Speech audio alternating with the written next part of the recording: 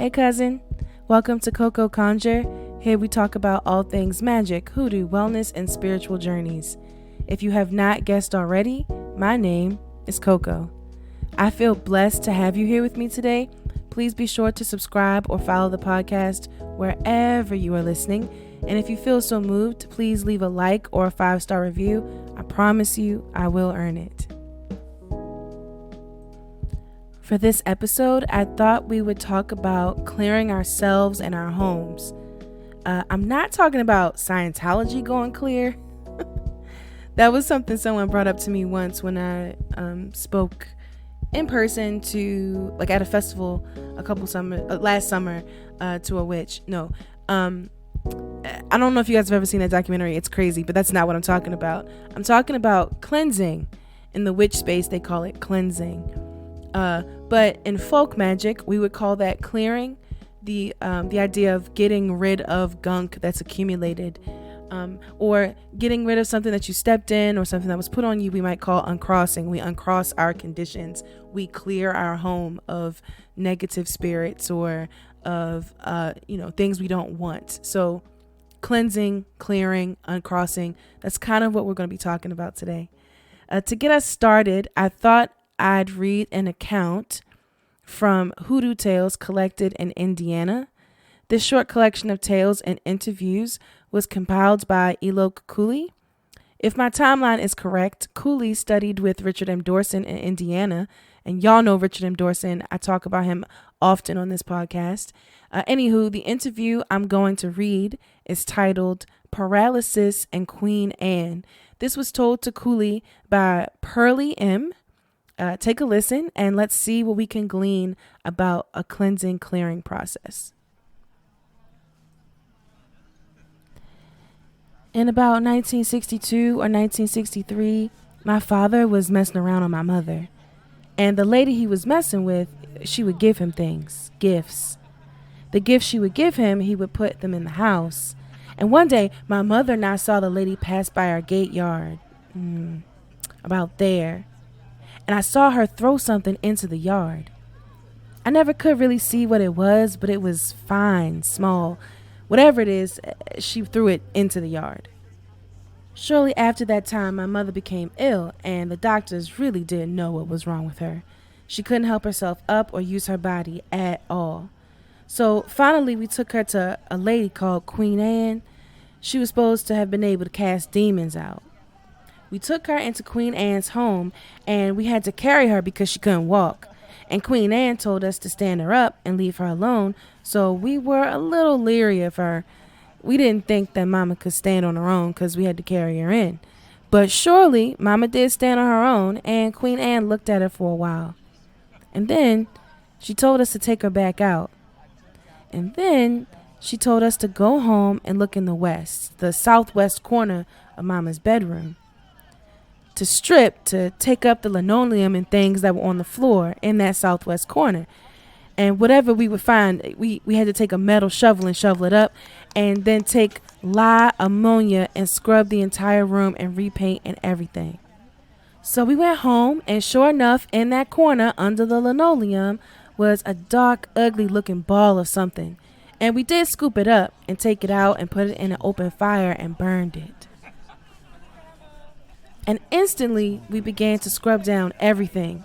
I took everything outside and scrubbed it with this lye and this solution that Queen Anne told us to mix up. And as we cleaned the first day, we noticed a difference in my mother. She began to get better. We had to do this every day, scrub this floor every day for some set amount of days. And before the third day, she was almost well. And by the time we finished the cycle, Mama was back to normal. You say you went to Queen Anne's, Kulii asked. Whose idea was it to go to Queen Anne's? Do you remember?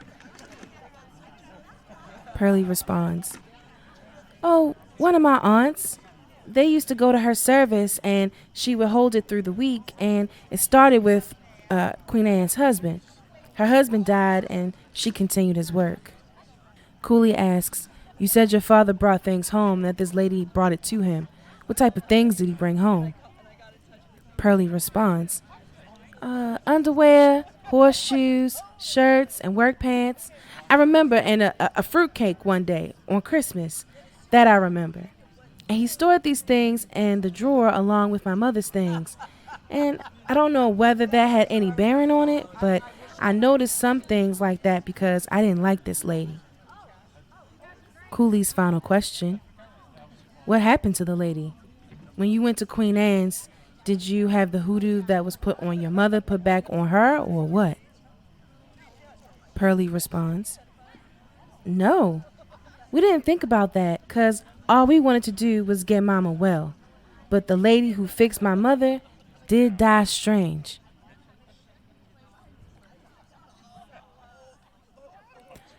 Okay, let's break it down. First things first, just to get it out the way, Pearlie's dad was a damn dirty dog. And his mistress was trifling.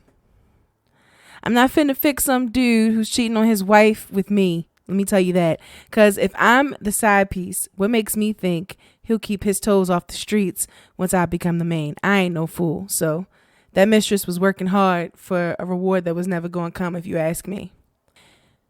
Second, and more to the topic, Pearlie gave us some really important insight on how to clear the home and to see like when it needs to be done, like when you need to take extra steps, extra measures. So when Pearlie's mom got ill, of course they call the doctor first. They're not crazy people. You know what I mean? Like they go to the doctor and the doctor saying nothing's wrong with her. I don't know what to tell you. I don't know why she can't move. That's how you know hoodoo's at play. That's how you know work's being done. So they go to Queen Anne. And Queen Anne tells them, first they have to get rid of the thing, the thing that's causing issues. And that could be anything because, the mistress was giving Pearlie's dad horseshoes, underwear, cake. It could have been anything. Lucky for them, Queen Anne knew exactly where to go. Got to pull up the linoleum floor, deep clean the house, pull up the linoleum floor, and get rid of the ball of mess that was in the bedroom. Now, did she know where to find it because she was so attuned with the spirits? And just by looking at Pearlie's mom, she was able to divine the location? Or did she know because the mistress went to her to get instructions on how to lay the trick and get rid of Pearlie's mom to begin with? I'm going to let you decide that. What we do know for sure, however, is that it wasn't enough to just get rid of the work. It wasn't enough to just take the work out of the house and burn it. Pearlie's mom didn't start to feel better until they started to clean that home from roof to floor. Right? To fix the ailment that the mistress imposed, Queen Anne told them to use lye and ammonia together, which would create like a slurry, and they had to clean the house with it. If you decide to do this, if you decide to use lye and ammonia together, please proceed with caution. Do your research. Because separately, the two substances, lye and ammonia, can be pretty corrosive to people. I work with lye when I make soap. I have to wear like thick rubber gloves and I have to use a very specific bowl and mixing equipment. And I have to make sure that the lye to water solution is just right. Like it has to be just right. And even when it is just right, cousin, the solution is hot. Like it's so hot. I have to wait for it to cool off, or I have to add ice cubes in. And then that's a whole other factor of math. Like I'm going to tell you some safer methods to try later to get the job done that aren't so potentially dangerous. But if you do decide to use lye and ammonia to clean your home, especially mixing them together, please do some Googles, do some research, watch some tutorials first. Really make sure that you know what you're doing when you use these materials. Okay? Child, I saw online somewhere folks was telling people to use bleach and ammonia. Don't do that. That's a good way to trap yourself in a gas chamber. So promise me, cousin, you will not use bleach and ammonia together. All of that said, ammonia is a pretty commonly used item to uncross your conditions or to cleanse your space. In Hoodoo, Conjuration, Witchcraft, and Rootwork, Volume 1 of 5, compiled by Middleton Hyatt, his informant gives him a spiritual bath for uncrossing.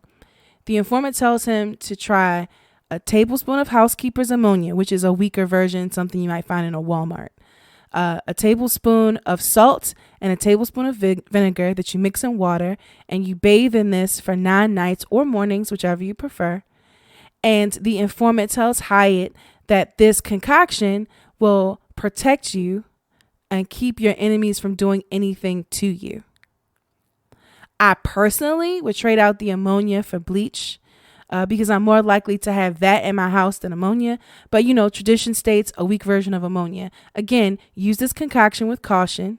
And if you aren't sure or you're nervous, you need to try another method. Hyatt's informant gives him another spiritual bath soon after this one.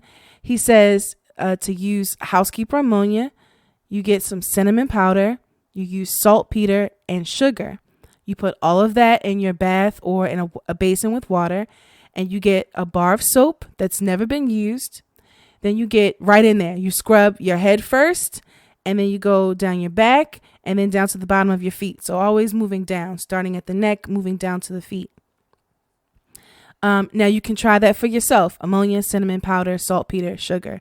You can try that for yourself, but it sounds just like a saltpeter bath, and that's pretty easy to find in any local botanica. Like, that's not something that you might have to all mix up together on your own. You can just buy a little packet of a saltpeter spiritual bath.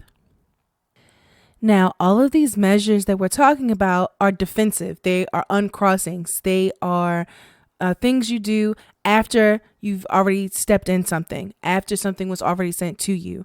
So what about preventative measures? This is where foundational practices come into play. Imagine, if you will, if Pearlie's mom made it a practice to clear out her house with some sort of frequency. She could have tossed out all of those gifts. She could have found the mess under the floor. She would have already wiped down the walls, right? The act of cleaning and maintaining your home is already a preventative measure. Back in the day, they also used to keep chickens in their front yard. So that would have solved the problem of the mistress throwing some fine dust in the front yard. As y'all know, chicken or chicken's feet are a very interesting and important curio in the hoodoo space. Chickens used to scratch up the front yard and expose that jar or that box or disrupt whatever powders that, Mistress Sally threw into your yard to break up you and your partner. That's also why brooms are important. When you sweep and you maintain your front porch, you are pushing away any tricks that were laid for your footsteps, right? So all of those are really simple preventative measures. So again, clearing your home, yourself, should be a fundamental pillar of your personal practice. If you are always ready, you never have to get ready. If you're always ready, you can catch all the nasty stuff that might be thrown at you or you might step in as you go through your day, as you walk through your life. All right, now, I just heard a cousin in the back speak up and say, CoCo, I'm not out here dealing with spiritual folks. Nobody's leaving mess under my linoleum floors. And I am not keeping chickens in the lobby of my apartment building. Girl, you crazy. You right. Cousin, you're right. I hear you. I hear what you're saying. Some of these tactics are traditional. For example, no one said in the Conjuration and Rootwork book with Hyatt that, lye in water or ammonia in water might be tricky. No one talked about the science of it, but we understand the science of that now. And even though we can still use those things, we understand that we have to be careful, that we have to, put on our science hats when we do so. We can't just season like the ancestors told us to. We have to, know the measurements. And no, people aren't always walking up to your front porch and throwing war water at your door or trying to put things in your footsteps. A lot of the world is not spiritual in the same way that we are. And if you're like me, I don't talk about my spiritual practice every day, all day. Like I'm not a priestess. I'm not trying to be initiated into anything. This is not, something where I'm constantly engaging with other spiritual people in a way that might cause jealousy, or, my neighbor isn't going to the Hoodoo down the street to get some powder to lay in front of my front doorstep to get me to move because I'm too loud. Like that's not happening like it used to. But instead, we have like great Aunt Shirley praying for you to find a man, and you like ladies, right? Or you have a neighbor, speaking over you in a jealous way because you got a new car, or, you're living well. I don't mean to fearmonger. I'm just saying that spiritual attacks, no matter how mild and easy to overcome, do not always look obvious. They're not always powder on your, front doorstep. They're not always mess under the linoleum floor. When I spoke with Big Sis in the episode, I think we were talking about answering questions. Internet Witches Got Questions. We hinted to the fact that someone that she's known for a long time spoke over her in a way that like put a hit on her love life, like it was a downright, like she cursed her. There's no other way to put that. Like she spoke so ill over her that she cursed her. So, Big Sis took some defensive measures and the girl ended up leaving the state. Or I think in my first episode, I think I talked about it, how someone close to me basically was telling me that because I was taking care of my uncle, and I was pouring a lot of myself into making sure that my uncle was okay, that I was going to lose my job. Like I wasn't focusing on my job the way that they thought I should have been. And I needed to right away put him in a nursing home and get him out of my house, because if I don't, I'm going to lose my job. That's bullshit. The person who told me that was just jealous. I'm not saying that life is fair. I'm not saying that that I'm owed something because I took care of my uncle. I'm just saying that taking care of my uncle will not result in me losing my job. I am a full functioning adult. I have a great support system. So none of that is in the future for me. None of that looks correct. But this person said that over me. They spoke that illness over me because they were jealous of the fact that I was taking care of someone else.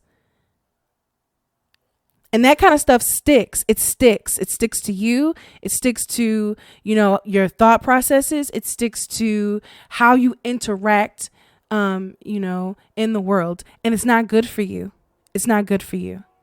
And we ain't even talking about when the call is coming from inside the house. And I'm guilty. I'm guilty of my inner life really kind of creating a miasma around me. For the last month, I'm about to get vulnerable. For the last month, I've been dreading getting on the scale, and I've been fretting over food because I'm trying to lose weight and keep healthy. I want to, live for a while. I want to go, zip lining through forests. I want to get on an airplane and feel comfortable. Like, I have goals, and it's not easy. It's not easy to lose weight and when you're in the upper part of your 30s, right? And I've been working overtime, and I've been grabbing every opportunity that the spirit of wealth has tossed my way, because I have to move house in a few months, and I want to be financially comfortable. And I already talked about the fact that I have guardianship over my uncle, and whether he lives with me or not, child, he's doing the most. Every morning, for a while there, I was getting a phone call from his long-term care facility talking about how he was fighting and he wanted to get up and he was falling, and it was a lot. And, the list of things goes on and on and on. I'm sure all of you also have things that pile up on you and you hold them inside. And if you're anything like me, a lot of that stuff will trigger the anxiety, trigger the depression, and it'll start creeping up on you. It was literally creeping up on my neck, and my space, the space I occupy, was colored with the anxiety that I was holding in my joints, like it looked insane around me. And I was frozen. The anxiety froze me in place. And every day, I just got to make it to the end. I just got to make it to the end. And I didn't take into consideration the fact that I wasn't taking care of myself the way that I needed to. That I wasn't taking care of my space the way that I needed to. So for a few weeks, I fell away from that fundamental practice of clearing myself and my space, which is insane because if I'd have cleared myself and my space, I probably would have been better equipped to handle that rough patch of life that was thrown at me. And because I did not take that time, those darker edges of my inner self started to creep in. And I was the person speaking ill over me. And I'm not perfect. I don't expect any of you to be perfect. We have to give ourselves some grace. So when I catch myself in the spiral, or I find myself in situations where someone is speaking ill over me, or my luck is just crossed up, here's a couple things that I do. First, I start by stepping back into my fundamental practices. Have I reset my altar? Have I gone to my altar lately? What does my room look like? What does the house look like? When's the last time I washed my hair? Right? Like, just like in the tale we heard earlier, that Miss Pearlie was telling us about her mom, to clean out your space is to clear your space. So if you want more details on how to reset your altar space and things like that, please check out my episode titled Hoodoo Altars. But yeah, simply pulling out the broom, cleaning the space, that's really important. Sometimes this is another thing to try, especially when I feel like I need that extra layer, even after I've cleaned the space. When I'm all done, I might still just, as a ritual, I will sweep the space. So I will use a straw broom or a cinnamon broom, and I go from the back of my apartment to the front near the patio and sweep. Grandma said that you should do this, whenever you move into a new place as well. The act of sweeping is you're removing, whatever is lingering in the space. And I like that. Another grandma tip that she used to do is she would set a white candle dedicated to peace and clearing and cleansing in the middle of her home. And she would say a prayer over it or read a psalm over it. And how simple is that?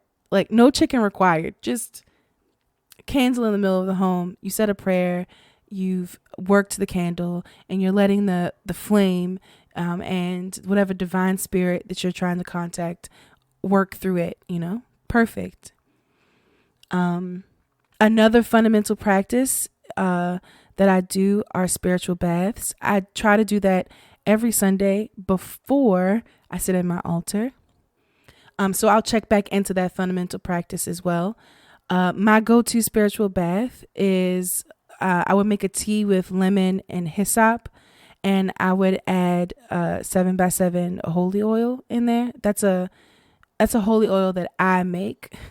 You could use olive oil. You could probably go to a Catholic church and get actual holy oil, but I like to add that in there. And I'll say my prayer, or ask for a divine covering, whatever, and then scrub from the neck to my foot, like scrub down. I bet if you added some bleach and diluted that into some warm water, you could probably also use that same bath, the same wash, to wash down your floors, your doors, your walls, etc. If you need like a full house clean. And then finally, I personally like to smoke my space. So, Native American nations might call that smudging. There's a specific word for it, like the people in Ireland call it, but all across the globe, everyone burns herbs, resins. Like that's a fundamental practice that all of us do. It doesn't belong to anyone. I grew hyssop back in the last growing season, and I grew rosemary, and I like to use those bundles to smoke my space. Or if I have it dried out, I'll just put it over a charcoal disc and let that smoke the space. You can also use sage if you want. I grew garden sage. That's pretty good. Mom grows garden sage. There's more out there than white sage, but if you want to use the white sage, I'm not going to stop you. I'm not there to look at you doing it. So whatever. If you don't have those bundles, you could just, if you don't grow it yourself, you literally can just go in your kitchen cabinet, and find rosemary, find some ground sage. If you're like me and you're a seasoned weirdo, you can also find hyssop in there. And, you can burn that over a charcoal disc, or if you really want, you could probably just make a nice, good chicken soup using hyssop and rosemary as a part of those seasonings, Back to smoking. Big Sis uses incense sticks that she buys in an occult shop. Use what you have on hand, but smoking out a space is a classic hoodoo clearing technique. Just as classic as the ammonia baths from before. So there are a few ways to go about that. Again, some of those are pillars of my practice. The spiritual bath, the resetting of my altar. Those are things that if I maintain, I know that I keep myself on the right path. Some of them I do as I feel I need to. Like I'm not making, rosemary chicken every Sunday. Just when I need to is when I'll partake in it. I allow myself some flexibility in my work. And again, when I fall off those spiritual practices, I don't beat myself up. Don't beat yourself up. Don't panic. Just come back to your foundations. That's why they're there. Okay. That's clearing it out. That's cleansing. That's uncrossing. Oh, I missed like a really obvious one. If a really big uncrossing, there's two I missed. An uncrossing bath you can take or drink. Well, don't drink this one. 5-finger grass. You can make a tea out of that and wipe down. That's classic. That's a 1-ingredient uncrossing. That's a classic one. Another classic one is coffee. So I don't know where this thing came from that coffee speeds up work. I don't know where that came from. And if you want to use it for that, I'm not going to stop you, whatever. But coffee traditionally was used as offering to spirits, or if you bathed with it, it was used to uncross. The very first uncrossing I ever did was a coffee bath, believe it or not. And I felt that was good. I felt good afterward. So yeah, 5-finger grass and coffee, great ways to uncross after you've stepped in something, someone spoke over you, etc. Okay, so now we've cleared it out. Now we know different ways to go about that, between ammonia baths, or literally physically cleaning your space, or I don't know, chickens in the front yard. Now we know how we go about it. So let's move on to the next segment. If you've been here before, then you know what's coming next. If not, I'm going to tell you. During this part of the podcast, I will take 2 questions from Reddit, Facebook, wherever, and I will read them out and do my best to answer them. I have skimmed past these questions before. I feel like these are things that I can answer, and I have not scripted my answer. So this is live right now, off the top of my dome, an answer to the question. The first question comes from a Hoodoo board on Reddit. It says, title, can someone send you negative energy hexes without knowing they're doing it? The question, I hate to say this, but I feel like my mother is never satisfied with anything I do. No matter how hard I try, I can never get support from her. She wants me to live according to her own standards, and unfortunately, I want to insert myself into this world, not live in her little bubble. I've noticed that whenever I get in good situations, it always goes sour after I tell my mom and she doesn't like it. I'm wondering if she's sending negativity my way that's strong enough to block my blessings. But she isn't into hoodoo or any kind of spiritual practices. Is it possible to send strong, bad vibes without realizing it? Or am I seeing my mom in a negative light because of the way she treats me? But if it is so, how can I prevent her negativity from affecting me and my livelihood? This is a great question. So I am of the mind that, yes, someone can send, nonsense, send mess your way, just by speaking over you, by just trying their best to get you to change your mind about something or block your blessings in that way. Praying, you got to be careful who prays for you too. Like, someone will pray for you and it's not what you want, is what they want for you. And because of that, especially if there's someone who's heard, the spirits hear them when they pray, it can go against what you want for yourself. I totally believe that. I do not deny the fact that this might also be colored by how you look at your mother. I don't think it's a one or the other. I think it may be both. Regardless, to fix this problem, I would never tell my mother, if I was in your situation, I would never tell her when things are good for me. I wouldn't share it. I wouldn't share it. Not only is she, unconsciously sending mess your way, she's like, it also wears on you. It's wearing you down. So she has made it clear that she's not a safe space to share your blessings, to share, good news with. So don't tell her anything until it's over, if you want to tell her at all. That's my first thing. The second thing is you stick to fundamental practices of clearing yourself, clearing your home, cleansing yourself, cleansing your home. And that should also dampen the effects that she has on you. But number one, don't tell her. Don't tell her until it's done. Where they say in the streets, move in silence. You move in silence and then just let her see the fruits of your work. Second question. It comes from Facebook. Okay. I have a question that has been bugging me for a while regarding the use of paraffin candles.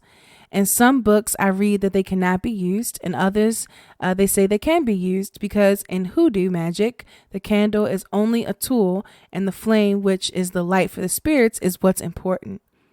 Every now and then, when I'm in a period of financial constraints, I use paraffin and the spells work for me anyway. Can you help me understand? I only understood that the non-use of paraffin is only due to the fact that it cannot be buried.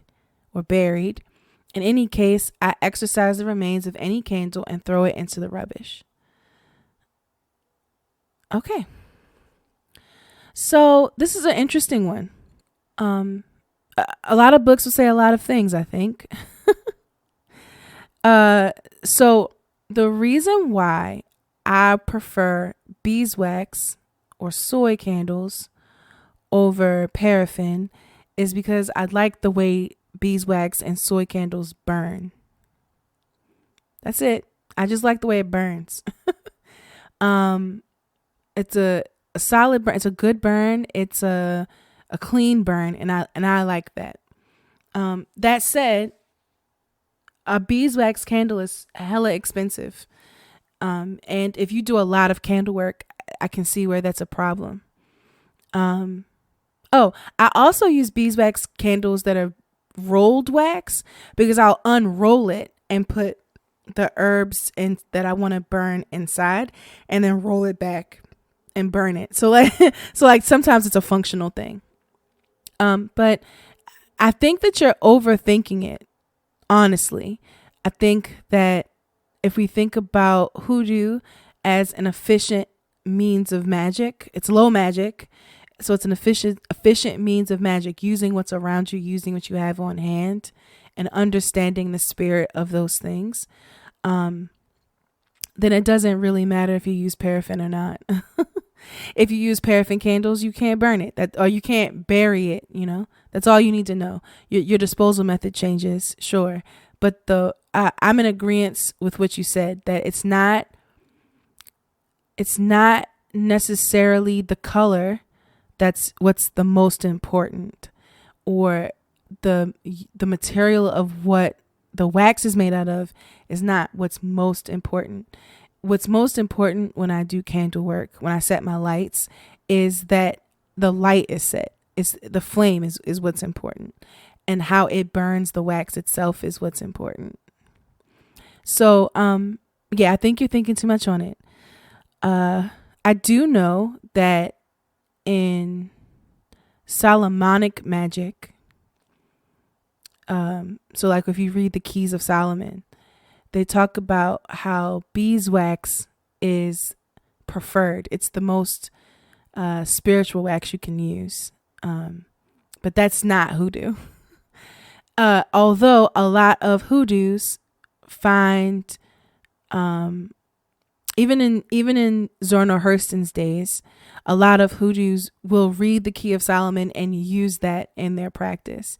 So if that's what you're doing, if you're using Kabbalah-like practices or the Key of Solomon, then yeah, I guess beeswax is important. But if you're not, if you just need to set your lights to contact the spirits, to petition the spirits to do your work, then it doesn't really matter.